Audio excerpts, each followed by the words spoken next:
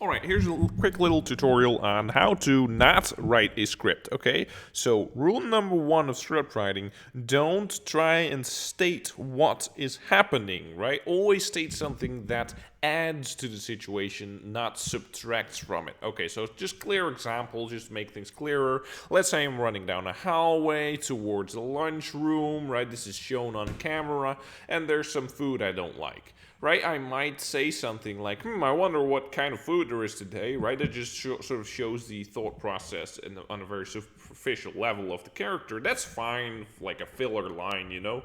But now let's say that it shows some sort of nasty food, and the line is, oh my gosh, this kind of food again? I don't like that, right? And it instantly kills off any sort of tension, any sort of atmosphere that there was of any kind, really. It's just boring. Nobody wants to listen to that, right? Now, instead, think of these sort of quirky middle school shows, right? Where, let's say, a kid walks in and they look at food and they're like, you know? But that's it. That's it. They're like, ugh. Not again, right? It doesn't explicitly state, we have that food again, blah, blah, blah, blah, blah. It doesn't talk about it. Okay, so now let's compare that to Attaway General, right? What do they do and what could they have done? Must be fate or a small hospital. That's kind of funny, right? The delivery kind of sucks, but that was a good line, right? I'm just talking about the script writing here. That was a decent line. I mean, come on, give them some credit. I was on my way to the supply room. So imagine, I mean, just imagine the logic here for a second. I'm going off rails here because I find that so funny. She's standing in front of the supply room. She's standing still, right? So naturally, if you say something that stupid, that dumb, I'm going to the room that I'm standing in front of and not going towards because I'm cutting you off and I'm already past that room. Anyway, just think about that, right? You would obviously expect a witty remark like, you know, what a shitty excuse. You know, you're standing right in front of it. Like, oh, yeah, try and write a script around that. I mean, I think that's probably pretty hard. I can't come up with anything good. So it's a shitty setup, but sure, make it work, right? But it has to address that. I mean, come on. That's just like constructing a narrative, right? Like, it just doesn't make any sense. Or supplies.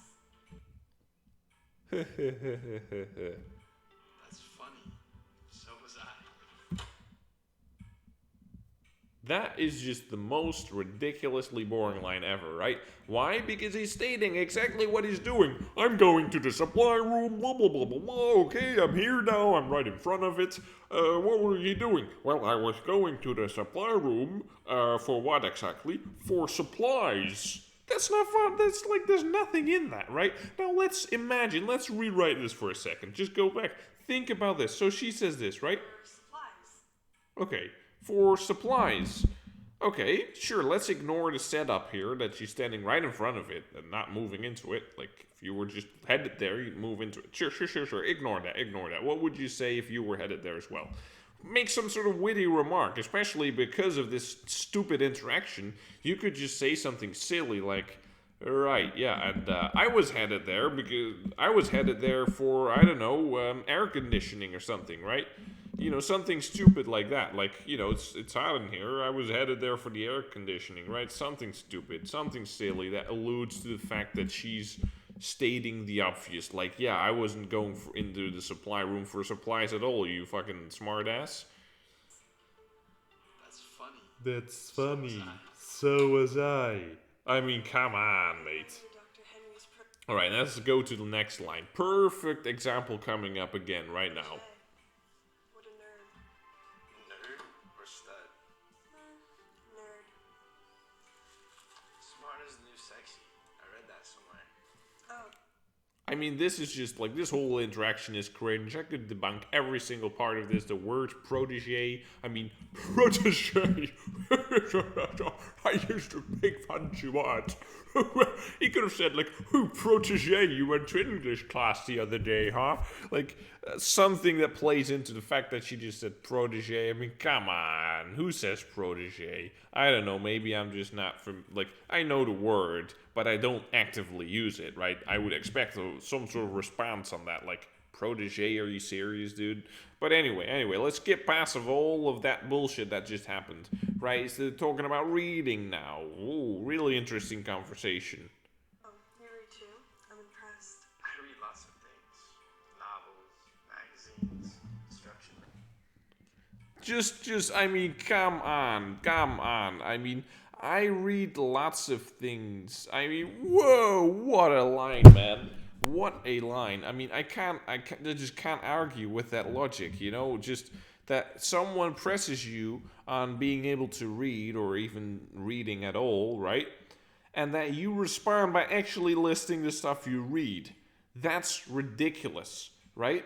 If you just said, oh, I read lots of things, you know, like, oh, I don't know, I read the ingredients on a water bottle or something, right? That would be kind of funny, right? Because you're not really reading in the sense that you expected. Hey, some sort of humor. You can embellish that, make it funnier. I don't know, work with it. Like, think about it. You know, if you got some writers that can come up with stuff, you know, good job. You can make that work. But come on, literally start with, I read books, actual novels. I also read instruction manuals, which is kind of reasonable, especially given my job. I also read other things. This is very interesting. What an interactive and dynamic conversation, right? That makes no sense. Now imagine that. Let's just state an example of how they could have played with that.